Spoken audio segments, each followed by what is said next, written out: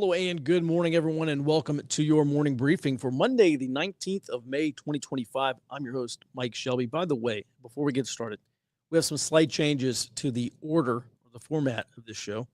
Let's go ahead and jump inside, not inside the Beltway, but inside the domestic sitrep. We're going to cover our sitrep items first. Robert, good morning. This happens to be inside the Beltway. So Jamie Raskin says he's keeping track of impeachable offenses. Kind of know where this is going. What's going on? Good morning, Mike. That's right. This was during a Bloomberg government roundtable event on Friday, and Jamie Raskin said that the Democrats are keeping track of all potential impeachable offenses committed by President Trump. But during the event, he wouldn't actually confirm whether Democrats are planning to file articles of impeachment if they flip the House in 2026. Though something did stick out to me where he said that impeachment is both political and legal, and that public sentiment must be on Democrats' side. So I think they are going to go for impeachment in 2026, even if they don't expect it to end in a Senate conviction. But I think with the idea of running out the clock until the 2028 election. Yeah, 100%. I think they're going to try to impeach Trump again on something, whatever, if they retake the House. It is an important point about public sentiment, though. They cannot say this before the midterms. I don't think many Americans would like to go through this goat rope again. Excellent point, Robert. All right, I'll just let you continue with the rest of the sitrep here. So the Supreme Court ruled 7-2 on Friday, and they're blocking the Trump administration's use of the Alien Enemies Act to deport Venezuelan nationals who have been accused of being members of Tren de Aragua. The Supreme Court said that the block is going to remain in place until the Fifth Circuit Court of Appeals can actually rule on this lawsuit against the Trump administration, and the Supreme Court is able to take up an appeal. And then the FBI warned Thursday that hackers are using AI-generated voice impersonations. It's called what they call vishing, in order to impersonate senior U.S. officials and steal the account credentials of local and state-level U.S. officials. And according to CrowdStrike's recent 2025 Global Threat Report, AI-generated voice message attacks have actually increased by 442% in the second half of 2024. And there were some interesting data in this CrowdStrike report, including a 300% spike in target attacks on critical industries in 2024. And what they call the average breakout time, which is the time it takes from an initial compromised system, the compromise of a system, for hackers to jump to another system on a targeted network, has dropped to 48 minutes, which is about half of what it was prior to 2024. And this makes it more difficult for cybersecurity officials and experts to actually respond to these types of attacks. And then finally, in our sitrep, the new FEMA director, David Richardson, reiterated during an employee virtual town hall last week that the Trump administration still intends to push more responsibility for disaster response and recovery down to the state level. And this is part of what they're calling FEMA 2, which is the overhaul of the agency. And I think as we covered last week, some of these state budgets are being hit hard by being forced to pay for more of the entitlement programs like SNAP, TANF, and cash assistance, and Medicaid. And I think this is going to put even more financial burden down on the states. And we could start to see more of these state budgets rolling back some subsidies. Yeah, 100%. The states are saying they cannot afford this. And just to reiterate for people who didn't hear, last week we talked about the Trump administration's plan to push greater SNAP funding for the SNAP program, the Supplemental Nutrition Assistance Program, food stamps, onto the states. And there's a blanket 5% funding requirement, or at least that's what's proposed. I think it's in this reconciliation bill. They want states to fund 5% of SNAP benefits because the states are great at enrolling people. The states are not great about graduating people off of SNAP. So that's number one. But that funding rate goes up to 25%. So half of all states right now will be on the hook for funding 25% of SNAP because they have payment error rates above 10%. So the Trump administration says if your payment error rates are below 10%, i.e., like not bad or not terrible, then you just pay 5%. If you're over 10% payment error rate, meaning that you are paying submitting people who are eligible for SNAP but who are really ineligible for SNAP, if it's above 10%, then you get to pay 25%. And this really does look like a broader strategy, not just to cut federal spending, but to also cut SNAP funding to people who should not be getting it. and also encourage the states just not to not let people linger on SNAP for forever. So great points all around, Robert. Thanks. Let's move on to the global sit rep. Jared, good morning. Starting in Israel, this is something that you've been talking about for probably 2 weeks now. This new operation in Gaza, and they're trying to clear out all the Palestinians from Gaza, like every last square inch, or what's going on? That is what their stated goal was as of 2 weeks ago when they announced the finalization of this plan. Was every single Palestinian, Gazan, all out. There's going to be IDF, Israel Defense Force, occupied territory for a while, and we're going to figure out what to do with it, but none of you will stay here. And the deadline for Hamas to come to the table on this and release hostages was President Trump's visit last week to the Middle East. That passed, nothing happened. So they are beginning the campaign, which they call Gideon's Chariots, to start displacing Palestinians. Now, very early on in this conflict, Egypt said that that mass displacement of Palestinians would actually draw Egypt into the fight. As of right now, I have not seen Egypt respond in any way, not protesting, not diplomatic actions, not preparing military. I will be keeping an eye on that though, just to see if this does expand into North Africa. Hey, and then let's move on to Brazil. By the way, just for your situational awareness, Brazil is the world's top chicken exporter, and now they have a case of bird flu. Yes, they're at least temporarily ceasing some exports to China. Yes, bad news if you're China. What's going on? So this is in one region, which plays an important role here. This is coming from Brazil's Ministry of Agriculture. They say they are temporarily suspending its chicken exports to the EU and China due to this bird flu outbreak. And the ministry was careful to note that these export restrictions are actually part of their agreements with the EU and China.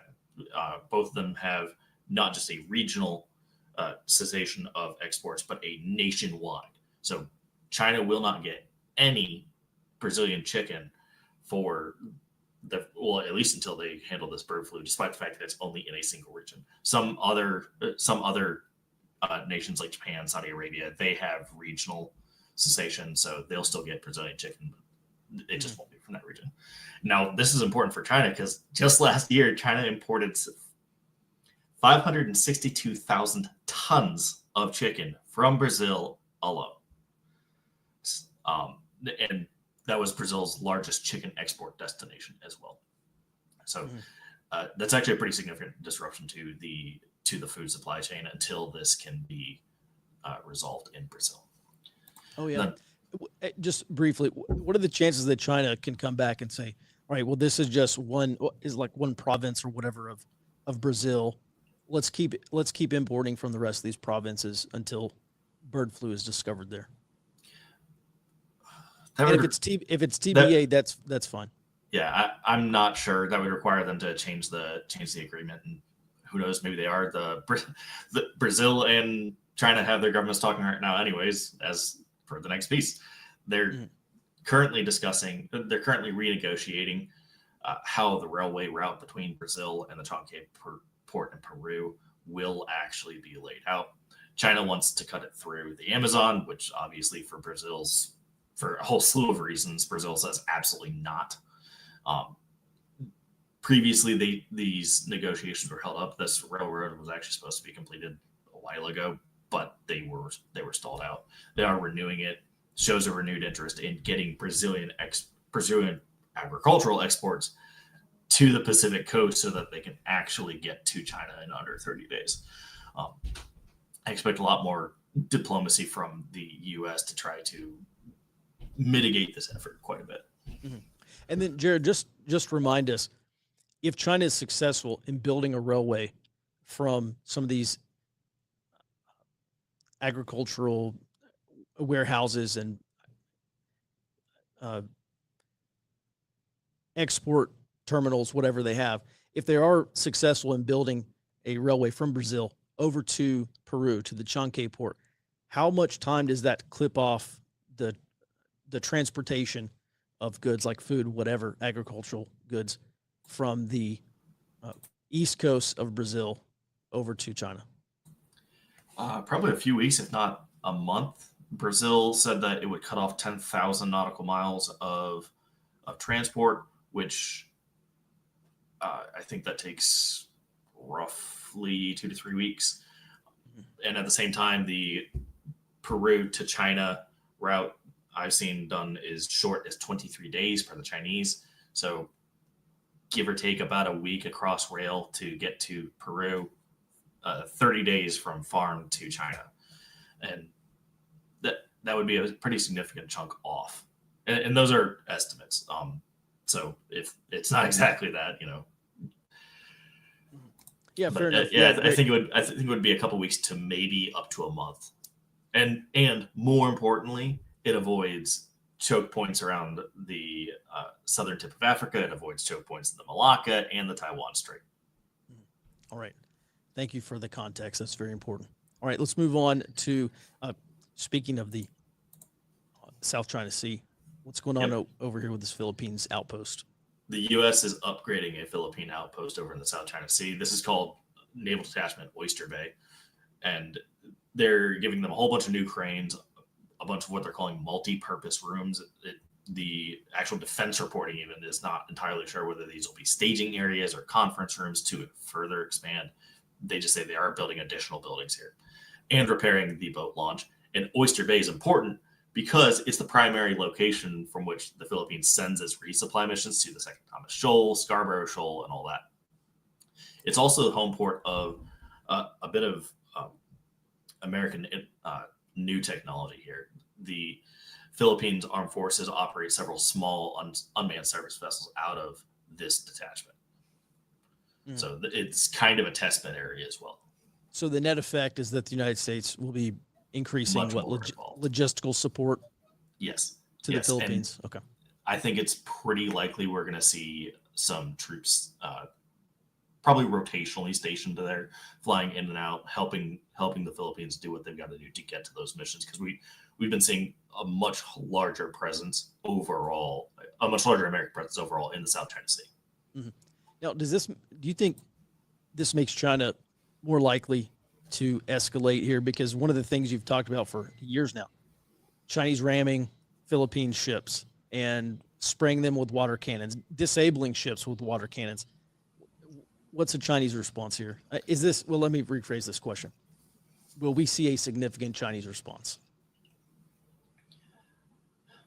I don't think it will be significant to the outpost, but I think they're going to be much more comfortable taking the U.S. as an active participant, meaning Navy ships would probably be subject to the side swipes that they do. I don't think they're going to do ramming. Ramming of warships is a really bad idea. But trading paint, like we talked about a couple weeks ago, I think that would be likely. They're definitely not going to board a ship the way that they did to the Filipinos last year. You board a Navy ship, you've effectively declared war. Oh, for sure. Yeah. Don't touch the ships as the you want to find out what a 5-inch gun does to a small boat, go for it. But don't get near the boats. Probably the number one lesson in U.S. history is don't touch the boats. All right. Thanks for that, Jared. And then finally here, India is accusing China of organizing this war effort by Pakistan. Yes. Is that correct? Wow. Yes. They were not making any bones about it. This is coming from an Indian Ministry of Defense research group. They said that in between the time of the terrorist attack in Kashmir and the actual Operation Sindoor, the start of the war China directed Pakistan on how to reorganize its air defense and how to reorganize its satellite coverage in preparation for Operation Sindoor. And China then used all of the information that they gathered on their platforms for how they're going to operate in a real war. So China effectively used this per India to structure everything, tell Pakistan how to run, and really just figure out, okay, what's combat effective for our platforms. That's effectively being a belligerent. On top of that, the research group said this has to change how India prepares for a war. In the event that they go to war with Pakistan, a true long-lasting war, they said They don't expect China to get involved initially, but if Pakistan reaches a critical situation, they do expect China to intervene. And that, I think, is huge, because what that means is that they are expecting a two-front war in the event that they're winning a war. And they expect that if the border dispute with China goes hot, then Pakistan will definitely get involved. So no matter what, they're preparing for a two-front war, which has been kind of an assumption, but here we're seeing the Indian Ministry of Defense effectively say, yes, this is our base case. I'm glad you brought that up, because do you remember when the neocons were looking at Iran and they said, well, we put U.S. troops in Iraq, yeah, we put U.S. troops in Afghanistan, and we essentially have a vice on Iran. This is essentially, or it looks like to me at least, what China's trying to do to India, basically saying if India wants to enter a potential war alongside the United States against China, then we're going to greenlight Pakistan and create another long list of problems for India to defend against. It seems to be the reasoning there for sure. Absolutely. And I've got a whole host of questions down here in the notes about, hey, what does this do as far as India's resolve to actually join a war? Does it deter them? Does it make them more resolved? I'll be tackling that in the coming weeks to figure out where exactly India stands on all this. Mm-hmm. All right. Thanks for that, Jared. And we're done with our roll-up. So let's go ahead and get into today's In Focus here. If you haven't seen it, you should go back and watch my interview with Rabobank global strategist Michael Every. It gets a little bit wonky on the economic side, but it is worth the watch. That's why I had Michael on, for him to explain to us exactly what he sees happening with the end of the dollar system, the current existing dollar system. I'll have the full length interview up on all major platforms today. Also, there's a link in this morning's report if you want to go back and watch it on the Early Warning Network platform. And his main point was that the dollar system was always going to fail because that is how the system was set up. And the question is, well, okay, that's fine. Are we living through this failure of the dollar system now? And he thinks yes. After that interview, I think he makes a very good case. He has convinced me that yes, we are living through the beginning of the end of this current dollar system. How much longer that goes on, I don't know. It largely depends on whether a few things the Trump administration is doing, whether that's successful or not. But what Michael Every explains in this interview is essential knowledge for understanding the future of our country and also the world, and also your economic and financial and monetary future as well. So I'm going to restate his case and inject some of my own commentary here, but I'm going to hit the high points of his argument here. So point number one, the dollar system exists because many foreign countries, most of the world, uses the dollar for external trade. Okay, commodities, gold, oil, all this stuff is priced in U.S. dollars, and you can only buy it. Maybe there's some instances where you don't have to use dollars, but for the largest part, you have to use dollars to buy this stuff, and so that creates global demand for the dollar. And so if you are a foreign country and you want dollars to buy commodities that are priced in dollars, there are only two ways that you can get dollars. You have to sell things. So you have to sell goods or services that are priced in dollars. You sell them, you get dollars. Now you have dollars to turn around and buy something else. Or you borrow in dollars. You go to a bank, you go to wherever they lend you dollars. Okay, those are the only two ways that these countries can get dollars. If you're a foreign country, as your economy grows, you need more dollars to do more trade. You're trying to sell more things, you're trying to buy more things. And so that means that they have to sell more things that are priced in dollars or borrow more dollars. And that means that the United States has to print more dollars, because if global demand for dollars is increasing and you're the Federal Reserve and you're the United States and you're the Treasury, you want the world to have access to dollars, because that enables us to do things like print money to pay our debt. Then you have to print more dollars for greater circulation. You have to print more dollars to maintain this global dollar system. It also means that the United States has to run up large trade deficits by buying more, so trading those dollars to foreign countries in return for goods, buying more than selling, Because when you buy, you give dollars to a foreign country, you get goods back. When you sell, you're taking dollars from those countries. You cannot take more dollars into the United States than you are giving them. Otherwise, the dollar system collapses for not enough dollars. So in other words, this entire dollar system is really predicated on expanding the amount of dollars in circulation. This also means that the United States has to buy more than it sells.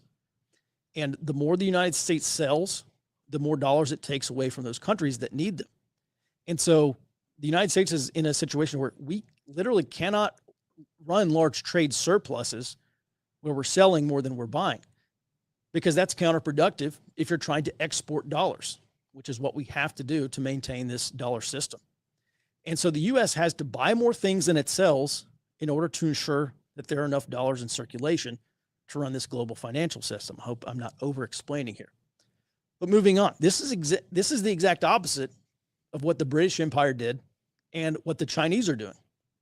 The British Empire colonized a third of the world, and they said, give us your cheap raw materials, and we're going to make the things. And if those countries tried to build their own industries to compete with the British just came in and crushed them in order to protect their system, their economic system. And this is exactly what the Chinese say. Sell us the cheap raw materials, and we're going to produce the expensive things that you need to buy. And China routinely undercuts competing foreign industries. They will come into a country or market. They'll dump goods for far cheaper than those countries can produce them. And this has been a big problem for the United States, for the European Union, for lots of countries around the world. It is effectively the same exact thing that the British were doing to protect their economic system. The problem is that the United States is doing the opposite because it has to. We can't take in cheap raw materials and produce the goods because then we're selling things to the world. And that is, again, counterproductive if you're trying to produce more dollars out into the world. You want your market buying to export dollars. And that's why our jobs and industries have been exported abroad, because it's the only way the system works. We can't make more things and sell more things than we buy. So that's exactly why those jobs have been exported overseas. So they can make the things and we can buy them. And in return, we give them dollars to run external trade, to run in some cases, run their economy. It's literally the only way the system works. And so the Trump administration realizes that this system has been great for the world. It's made the world wealthy. It's made Wall Street wealthy. If you're making money off of money, it's been great for you. It has not been great for Americans. And our productive jobs and industries have been exported abroad. And this has left the United States with relatively low productivity jobs. The two largest industries that contribute to U.S. GDP today are, number one, real estate, and number two, professional and financial services. The third is manufacturing. And then after that comes educational services, healthcare, and social assistance. So only one of the top 5 U.S. industries actually produces anything in this economy. So the problem here that we're now experiencing is a compounding one, because when you export most of your productive manufacturing jobs abroad, you cannot make the ships and bombs and artillery shells and aircraft carriers. You cannot make them in the quantity that is needed to maintain superiority. And so because the United States has specialized in financial services, making money off of money instead of making money off of producing things, we can no longer compete with an economic and military rival that is specialized in production, and that is China. And this is a point that Michael Every drives home in that interview, and he makes the case very, very well. And so this dollar system is actually set up to fail eventually. It was always going to fail, is what he says. He says it's going to end because no country can print money to buy things indefinitely without producing and selling things in return. And the United States is this rare case of a country where we can print money to pay its debt, and we can print money to buy things, but that cannot last forever. And so one of the points that Every makes also in previous interviews, he didn't say this in my interview with him, but he says that massive amounts of violence in World War II were required prior to this dollar system being set up. And then massive amounts of violence have been required to maintain this dollar system, and that this system is not going anywhere. It's not going to disappear without massive amounts of violence. So we're talking about World War III here, essentially. Ultimately, Michael Every says that we will retain a dollar system. We're still going to use the dollar. We're still going to have the dollar, but it's going to benefit the United States more than the world.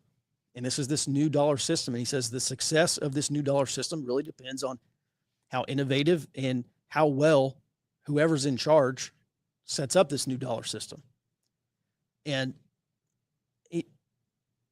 a final point that he makes is that we're still going to be on the dollar, but it's just going to look very different from the current system that we have. I'm going to share with you a quote. He says, quote, "So I think the U.S. will try to retain what we call dollar supremacy, but it might be a smaller geography, so not the whole world. Or it might be in a different form. It will no longer be in the form of America running large trade deficits with inequality, deindustrialization, and more debt. So it will have to be changed somehow, and financial markets will change with it." What Mike Every is describing here is a complete, not only a realignment of global trade, but a reordering of the U.S. economy and our financial markets and our entire monetary system. It is going to profoundly impact you. I mean, this is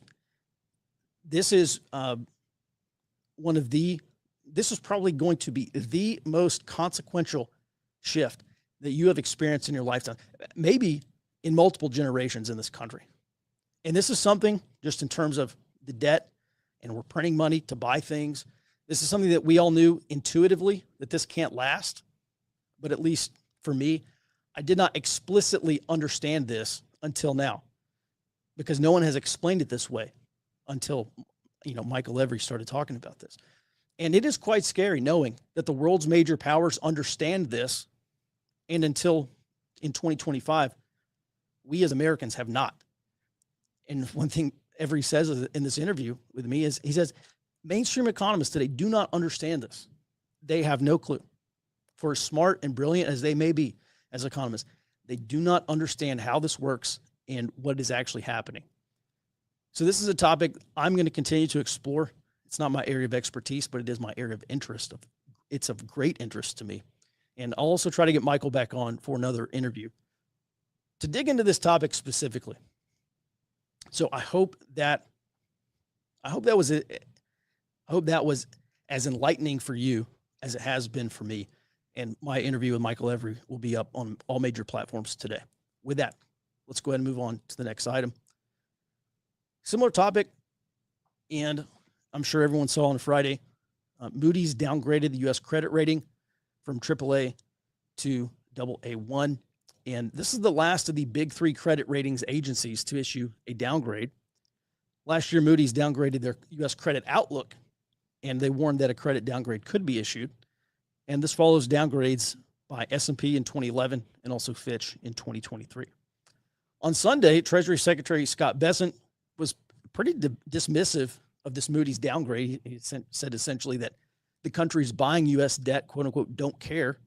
By the way, the United Kingdom is now the world's second largest holder of U.S. debt. They have surpassed China as China continues to sell off their long-dated treasuries. So fundamentally, this does not change much in the near term, other than sending treasury yields higher. I think they went up over 5% recently. Previous credit downgrades have already inoculated investors to this risk. This is not a surprise. This is not a shock to the system. But it is reflective of our deteriorating fiscal situation that we in the United States face. And that is exactly what Moody's flagged last year as a risk. Moody's essentially telegraphed starting last year, they were going to issue a credit downgrade if nothing changed, and nothing has changed. Things have actually gotten worse, and that's why we saw this downgrade. And that's also why I've been talking about this downgrade for the past year or so now. Last night, Republicans in the House Budget Committee advanced this big, beautiful bill, which is expected to increase the budget deficit by an estimated $3 to $5 trillion over the next decade. And I think the majority of that probably comes from the making the 2017 tax cuts permanent, which is important. Treasury Secretary Scott Bessent was on two of the Sunday morning talk shows yesterday, And he was asked about if the deficit is so important, why are Republicans running up the deficit now? And this is not a new problem. This has been a continuing problem. But Scott Bessent said,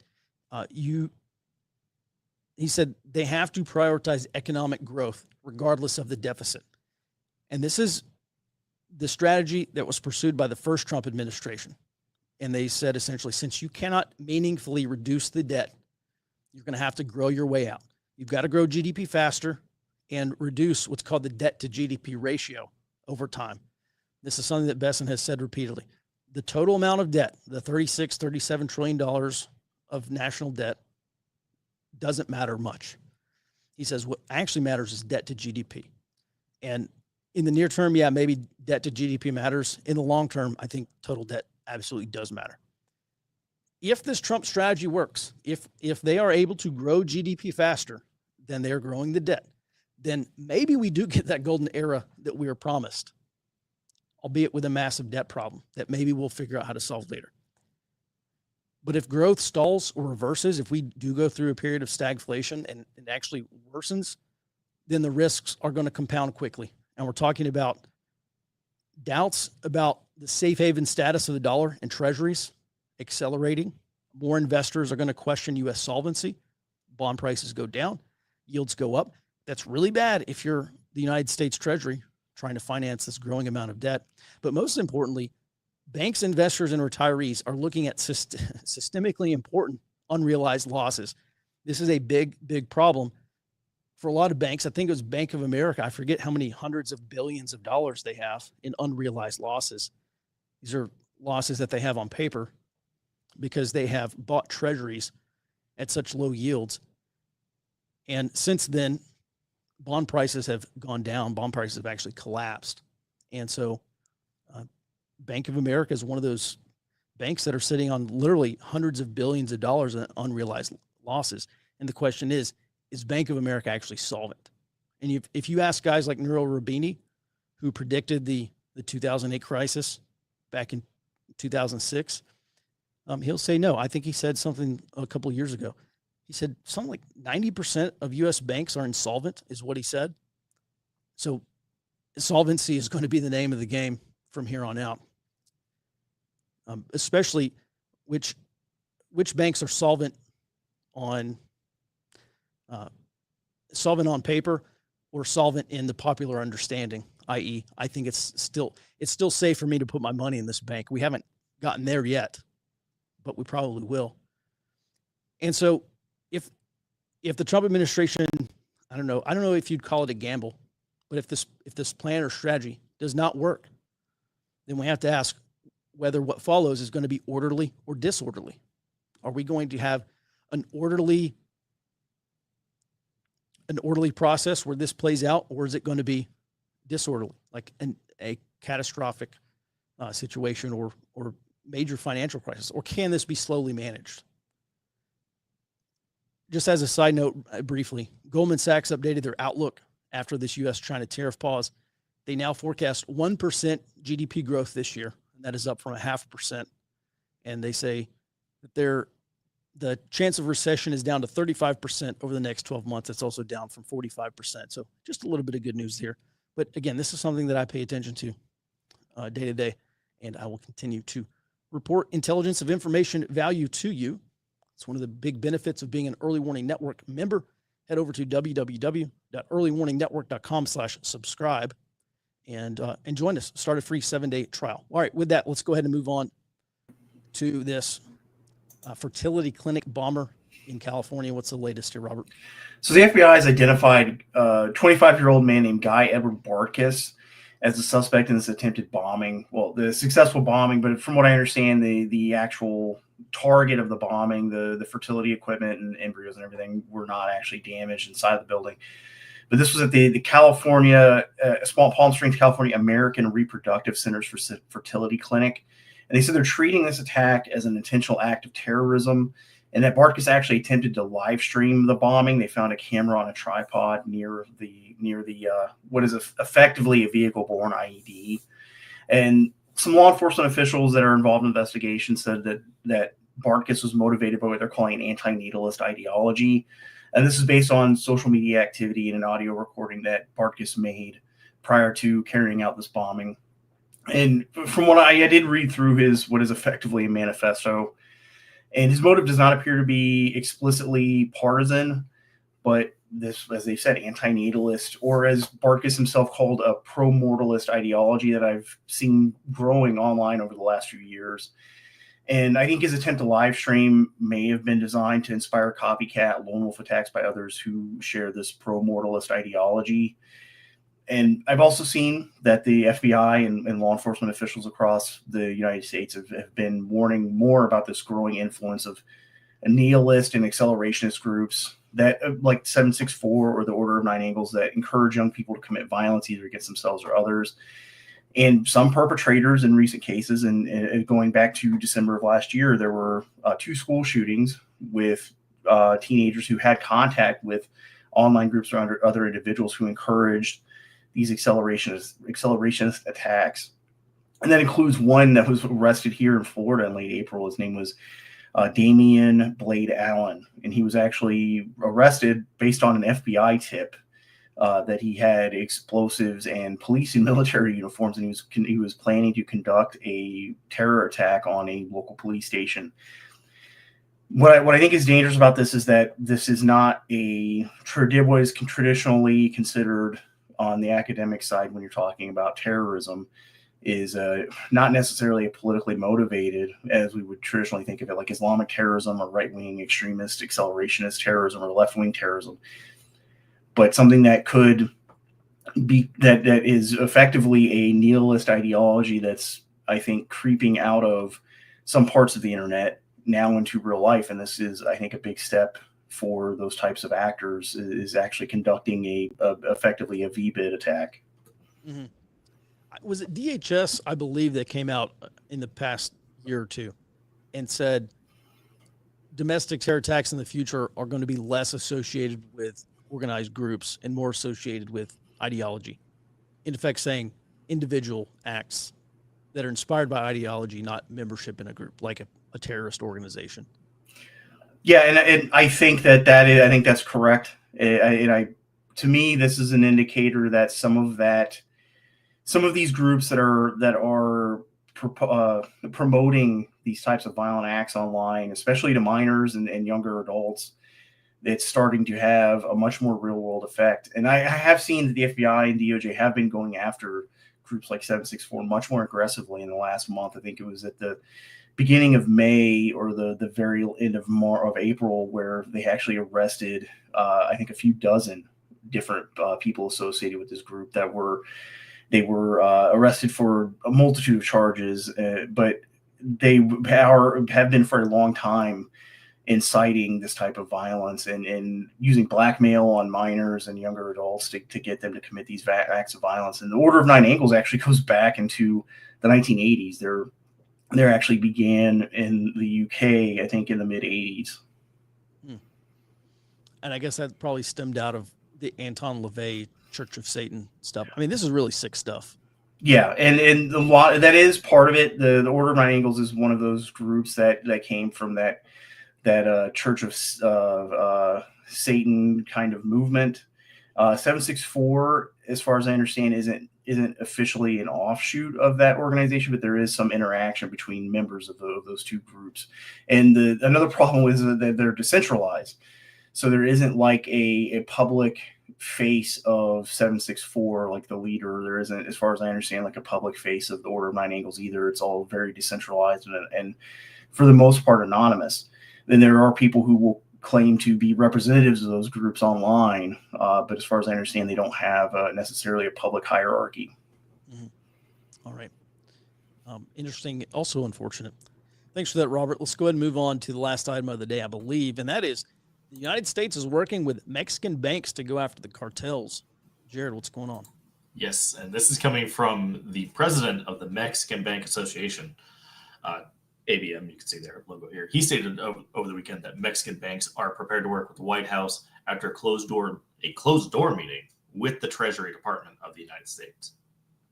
Now, coming out of this, the only real details that we've been given here is that Mexico is going to conduct an internal review of its sorry, anti-money laundering law, and update its public financial crime data. Now, related to this, over the weekend, I saw that Mexican President Claudia Sheinbaum had again said, "We are not ever going to authorize American military troops here in Mexico. Never going to happen in any capacity. No support, no boots on the ground, none of it." Mm-hmm. Well, this is interesting. I remember last year sometime, actually it may have been during the Trump campaign, when I guess they were discussing the possibility of kind of these cross-border operations and military boots on the ground in Mexico. One of the things they talked about was potentially sanctioning some Mexican banks for money laundering for these cartels. And the banks at the time were having a big freak out because they said, there's no way that we can have these kind of know your customer laws and regulations and actually like enforce them at the same level or to the standard that the United States wants or does. So A, I think this is a really good step. B, unless you break the drug deal, and not a literal drug deal, but unless you break the drug deal between Morena, which is the party in power there, basically at this point, one party rule in Mexico. Unless you break the link between Morena and the cartels, this is a good step, but this is not the center of gravity. I think the center of gravity is this whether it's protection or the hugs not bullets strategy. This is something that previous Mexican president Andres Manuel Lopez Obrador started, AMLO. And he said, we're going to hugs, not bullets. We don't want to get in shootouts with the cartels. We want to bring them back into society. He came in, he got elected, and he gave amnesty to a bunch of these cartel members. And he said, okay, you can't be bad boys anymore. You have to go back to society and be good boys now. And they went right back to the cartels. And this is something that I think Claudia Sheinbaum, the current Mexican president, has expressed a desire to continue. Maybe it's not called hugs, not bullets, but that is effectively, it looks like to me, like the strategy she's still pursuing. All right, Jared, anything else there? No, I think it is absolutely an excellent step, and it does play well with a couple other things that a couple other milestones we've covered in the past. I encourage everybody to go back, watch our older streams. We've covered Mexico actually producing the data. Hey, we've taken out this many hundreds of cartel members. We've taken out this many drug labs in preparation for the Trump administration. So there is a larger picture here. As a sign of goodwill, yeah. Yes. All right. Yeah, that still doesn't paper over the fact that in many cases, Mexican authorities, law enforcement, the military are just outgunned, outmanned by the cartels. And so that's another big problem. All right. Thanks for that, Jared. And let's go ahead and move on to our Q&A section of the show. We're beginning to see the tyrants of Canada and London see the writing on the wall. Are we going to see increased remigration everywhere, or is this a delaying action? Yeah, I guess this is in response to Prime Minister Starmer in the UK coming out and saying that all immigrants have to speak English, and I forget what else he said, but extremely uncharacteristic for the Labour Party over there. In short, I don't know. I don't know if this is. I guess the UK actually deported some illegal immigrants or something like that. I don't recall the details. I don't know if this is remigration everywhere. It appears to be maybe a step closer. It could also be a delaying action. Listen, if you're Angela Merkel and you said, look, we have a collapsing economy, we need more workers, we need more demand because Germans aren't having enough children, let's just bring some hordes of mass migration into Germany and they can just be German. And Merkel said multiculturalism in Germany has failed. Has it affected? And listen, I don't keep track of German politics day to day. I don't see any material change from those previous policies of resettling refugees into Germany and literally terraforming the human terrain of Germany. European dissidents have long called this replacement migration. This appears to be replacement migration to me. And so if that has been the policy, I have to assume that is still the policy if the same people are in charge. That's just my take. Jared, any other details we need to know? Actually, Germany has started saying, no, we're going to close our border. We're going to start moving some of you people out. They were one of the first ones after Bashar al-Assad was removed from power in Syria. They were the first ones to say, hey, Syrians that we gave asylum to, go back.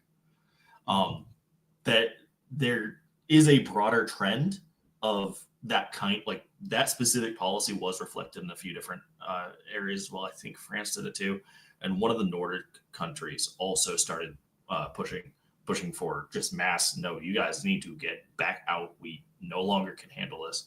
I think it was Sweden, actually, which Sweden's become kind of a meme because they now have their own, just a separate crime category for grenade attacks. But does appear to be part of a broader trend. I don't know how serious Canada and London are going to be about it, though. That is a caveat I do want to throw on this. The rest of them, they are at least taking actions. These, as far as I can tell, they're only saying that they're going to do this. If they take action, I'll gladly change my tune on it.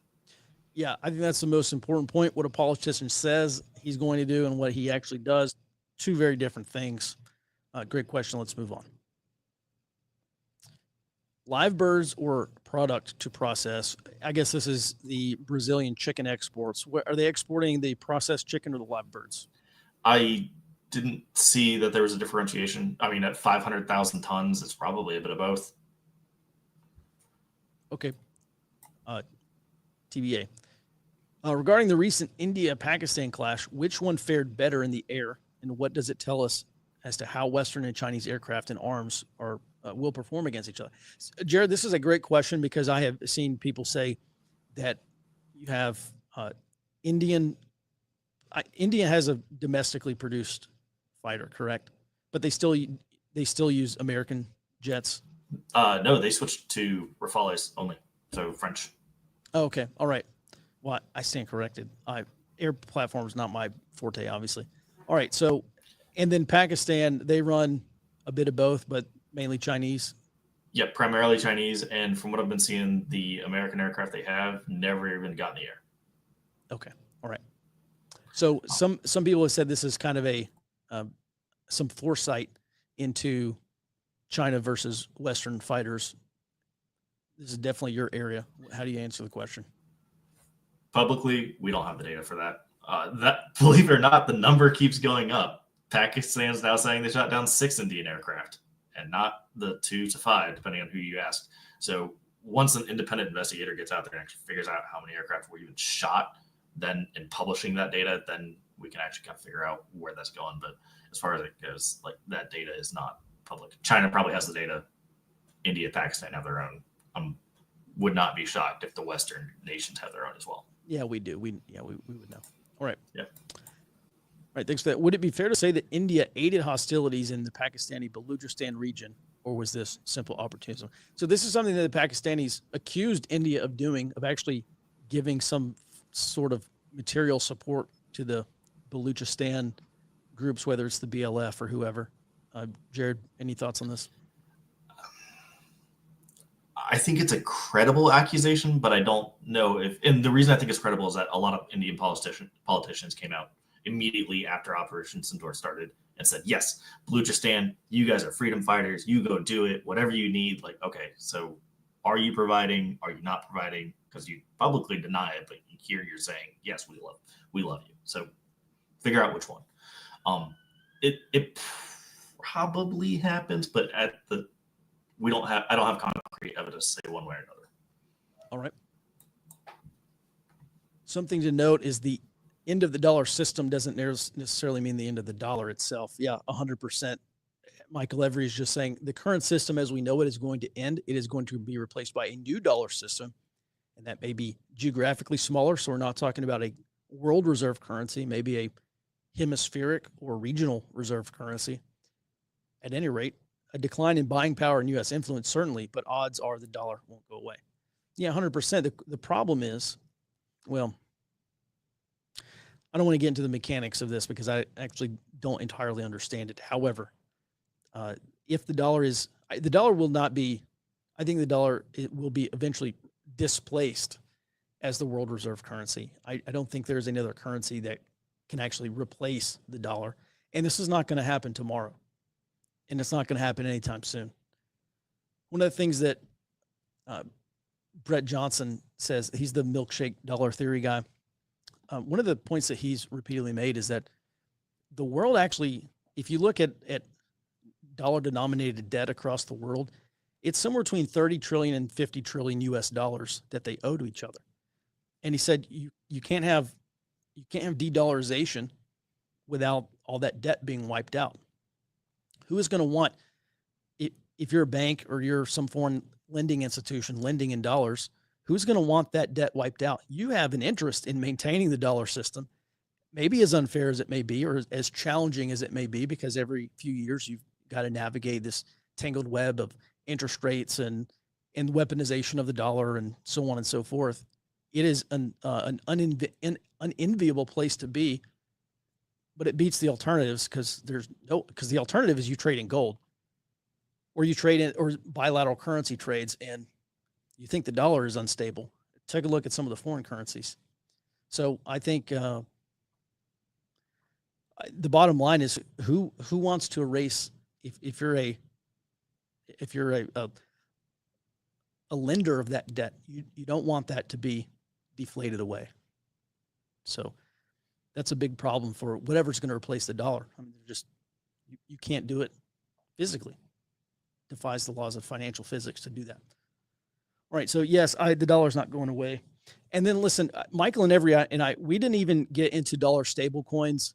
This is something that Treasury Secretary Scott Bessent has said. He said, look, with not saying this exactly, but okay, yeah, we kind of got a problem here with foreign demand for dollars and foreign demand for U.S. Treasuries.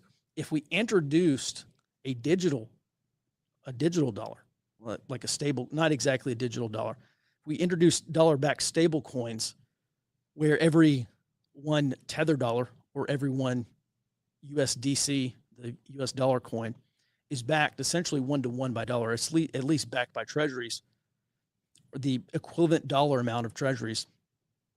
Then I think he said you can increase foreign demand for US debt by $9 trillion or something like that.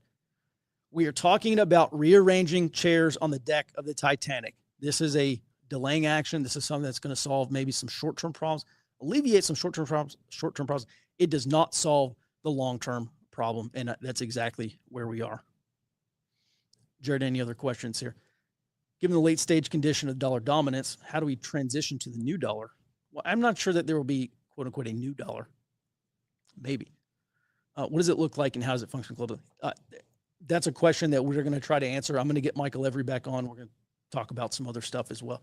And not just him, but I'm going to reach out to a few other friends and acquaintances and really try to solve, or at least get a picture, a range of potential scenarios that we can start preparing for. I know people are the gold bugs, and people are saying gold and silver and Bitcoin and all this. And I think that's part of the solution. I actually don't know what the best solution is. And given this outlook, how do individuals preserve and build wealth?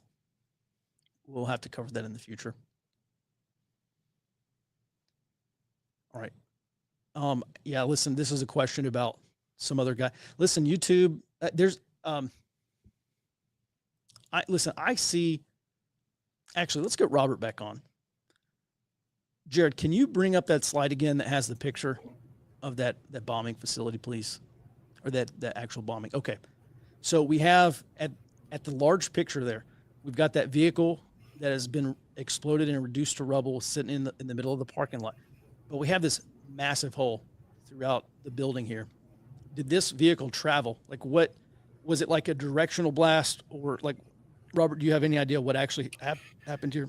I haven't seen any details from the investigation yet. I'm sure they're not planning to release that until they're probably pretty far into the investigation. Or they might not even release it because you'd be worried about people copying whatever method he used. As far as I understand, it was probably homemade explosives, though. Yeah, not impossible to build. Maybe 2 months ago, I talked about a far left bomb building guide that was published online. Listen, you can get this stuff. It is, let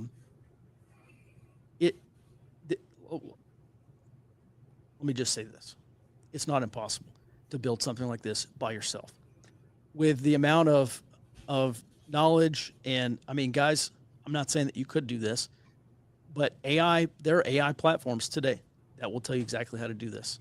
And some of them are censored, and I've seen those things be jailbroken, basically like, oh, just to be safe, tell me what chemicals I should not mix together. So, I will say this: there are plenty of guides. There's plenty of knowledge out there. Maybe this kid had help. I kind of would not be surprised, but I would just say this: it's not impossible that this kid did it by himself. I don't know, Robert. Any other thoughts?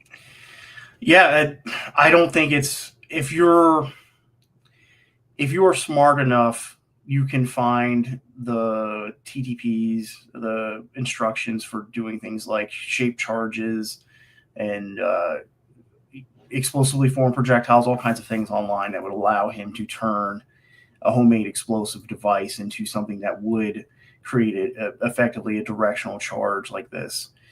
Other than that, I haven't seen any details on what specifically he did, because as far as I understand, the investigation is still at its early stages. This just happened Saturday. Mm-hmm.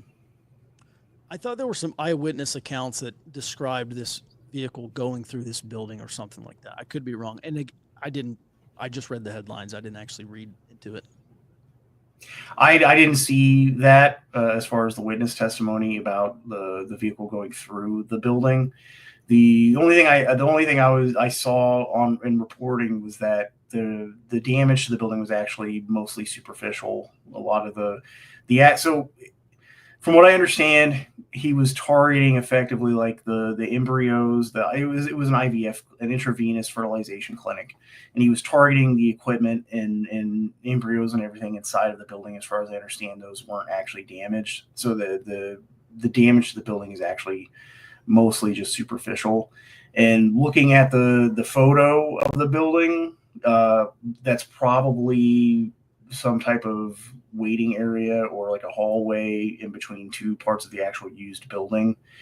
So it could have just been the blast itself destroyed what was, just a bit of plaster and drywall. Mm-hmm. Yeah, I wonder if he drove into the building or something first. All right, I don't know. All right, Robert, if you can, if there's anything of intelligence value, please observe and report. All right, last question here from Gary Beard.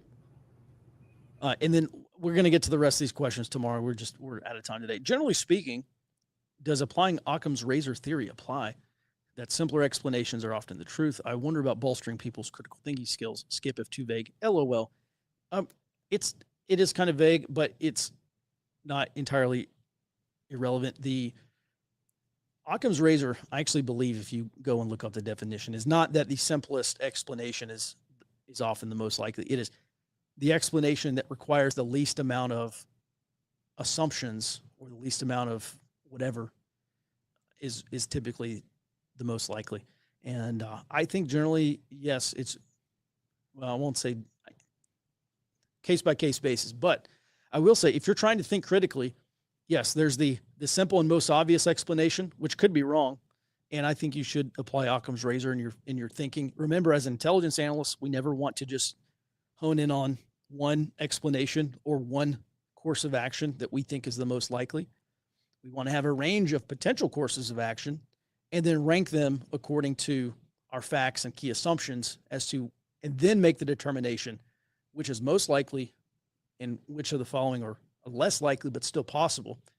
And obviously, which is the most dangerous, or the MD-COA, the most dangerous course of action.